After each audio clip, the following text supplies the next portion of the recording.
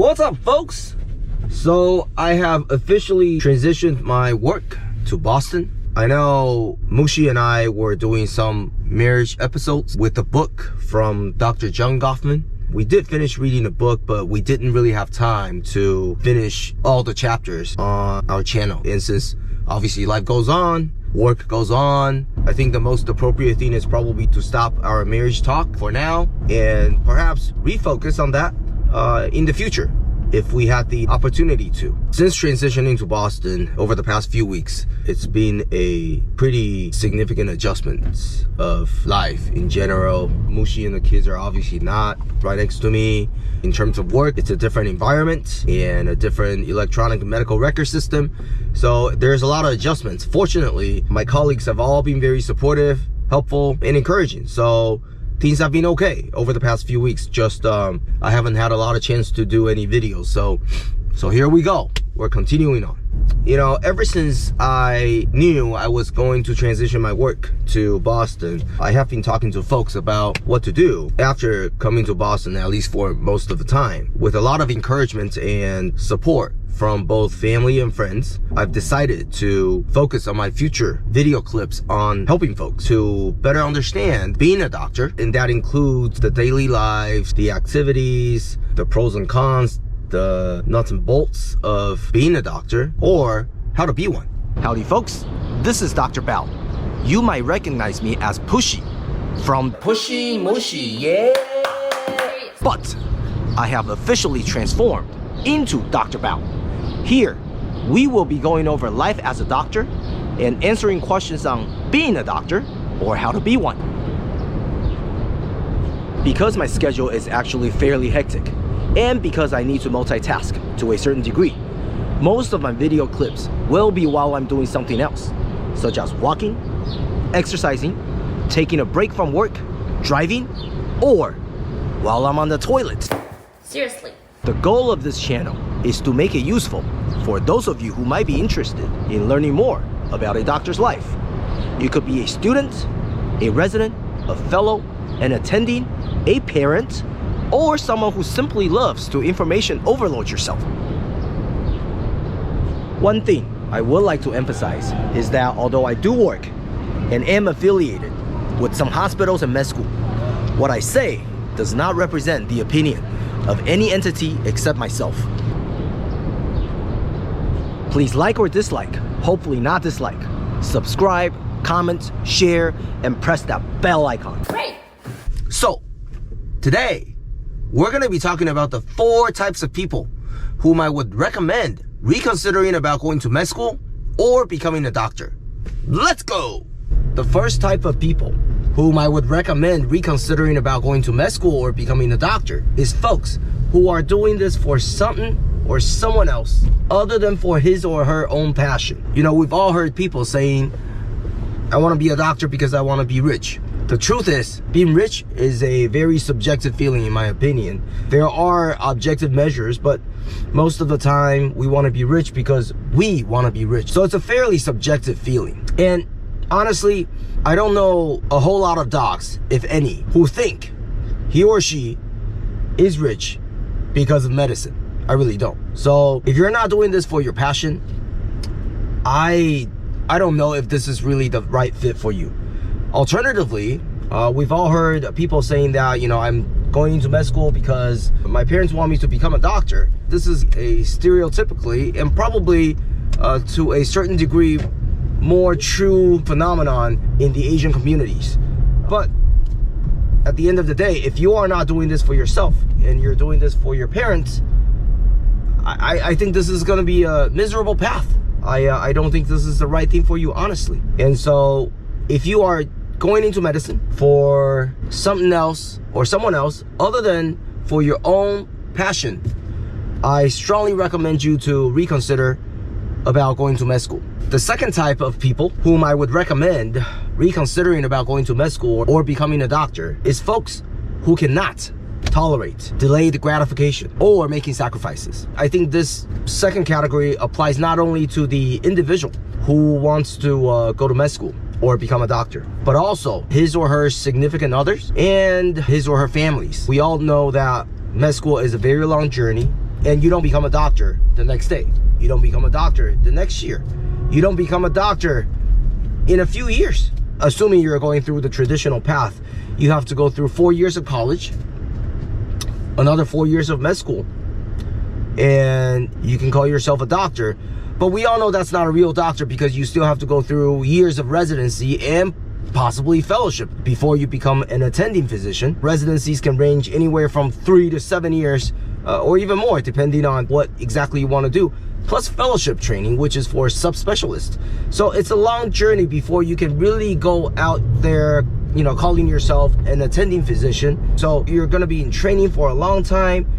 You won't make real money for a long time. You are going to be making probably minimum wages for quite a few years. Meanwhile, all of your college friends or college mates, they go out, you know, they work real jobs and they start getting paid. That's a big opportunity cost. That's a big delayed gratification. And in terms of sacrifices, you make a lot. There are going to be times when you can't spend your weekends, your holidays with your families.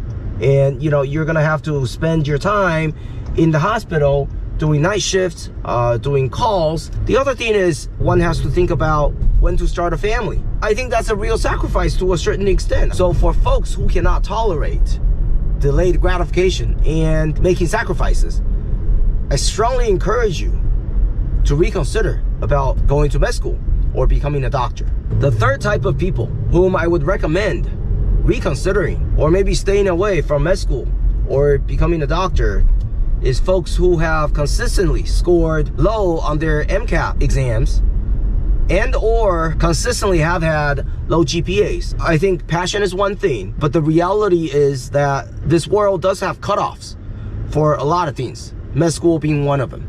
And it's going to be very hard, not impossible, to make it to a med school with both low GPA and a low MCAT score.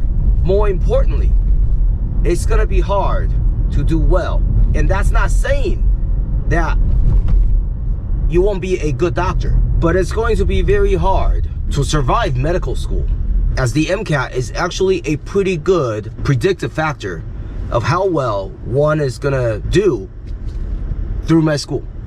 Again, this is not saying that you won't be a good doctor, but if you have a low MCAT score, it's harder, not impossible, it's harder for you to do well on the USMLE exams. If you have low GPA, it's harder, not impossible, for you to pass all the med school courses. And so if you have consistently had low MCAT scores or consistently have had low GPAs, you might want to reconsider about going through med school or becoming a doctor.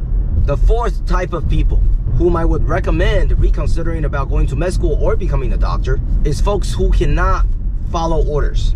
You see, going through med school and going through residency and fellowship and even becoming an attending physician is a long process that relies a whole lot on a system of hierarchy. And that is somewhat unique to medicine. Hierarchy obviously also happens in other job fields.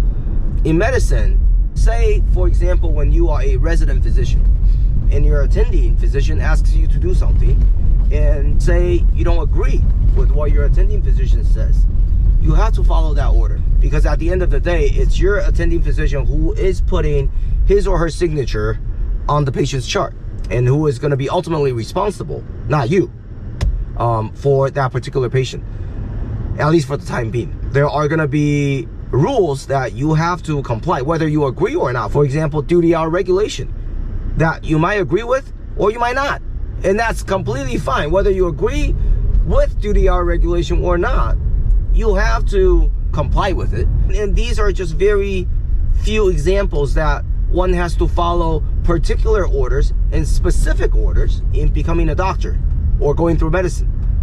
So if you are the type of person who cannot bend yourself, and that's not to say this is a bad characteristic, but if you cannot bend yourself for certain things, I think you're gonna have a very tough time in becoming a doctor. So these are the four types of people that I would say, hey, folks, reconsider about going through med school or becoming a doctor. Having said all these, I think these are the 4 types of people that I would recommend reconsidering about going through med school or becoming a doctor. I don't think these are the deal breakers, or these are the absolute rules that would prevent someone from being a doctor. For example, I personally know colleagues, physicians, who would fit into each of these 4 categories that I described. I personally don't know anyone who fit all 4 categories, meaning who didn't go through med school for his or her own passion, who couldn't tolerate delayed gratification or making sacrifices, who had low GPAs and low MCATs, and who could not follow orders. I don't know any physician colleague, and there might be one out there on earth. I'm not really sure. Statistically, it's possible, but I don't know any individual who fits all 4 types of people that I would recommend reconsidering about going through med school or becoming a doctor. I certainly know individuals who fit 1 category, maybe 2 to the most, but I don't know anyone who fits all 4 categories. So if going through med school is your thing, but you fall into 1 or 2 of these categories and you work really hard, I think you can still become a doctor. I think it's a little hard or harder to become a doctor, but I think it's possible. I'm not here to tell you that you cannot become a doctor because of whatever. I am just here to say that if you fall into one of these categories, reconsider, is this really the right thing for you? And if you truly believe it is, best of luck. If you have questions about what I said, or you have other questions about medicine, leave a comment. I'll do my best to get back to you. For now, best of luck.